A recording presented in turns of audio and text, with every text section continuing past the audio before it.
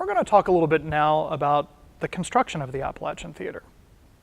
As you know, the theater was built in 1938, but construction began in 1937. We also know from newspaper accounts that the steel beams for the theater arrived in June of 1938. And to give you an example of how impressive these beams were, I want to focus a little bit on this one that's located at the front of the balcony here in the theater.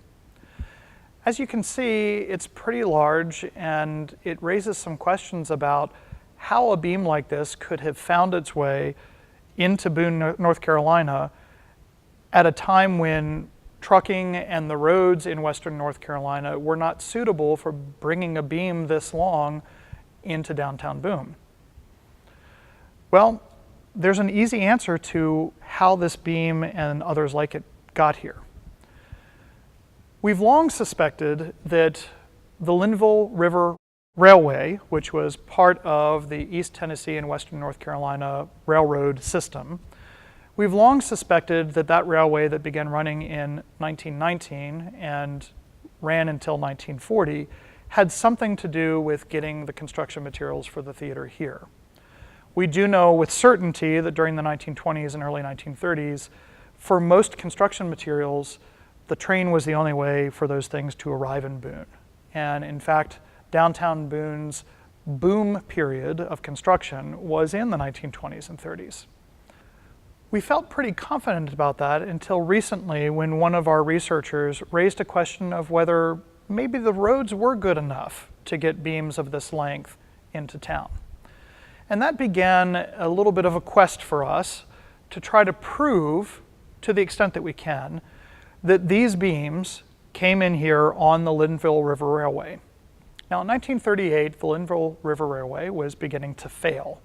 Passenger traffic had almost entirely ceased, except for an occasional excursion train, and even freight was down pretty significantly. But we asked some friends of ours who are with an historical organization that is focused on that railroad, if they had any information that could confirm that a steel load like this one came in. And sure enough, in June of 1938, there was a shipment involving about the amount of steel that would have been necessary for the theater here, and it was the only shipment of its kind in the entire year of 1938. So we feel very confident that indeed the train delivered the steel. Now that's noteworthy because in 1940, the 1940 flood would wipe out the train tracks, and the train would never be restored, its service would never be restored to downtown Boone. So in a way, Mr. Winkler and Mr. Hamby really kind of timed the construction of this theater perfectly.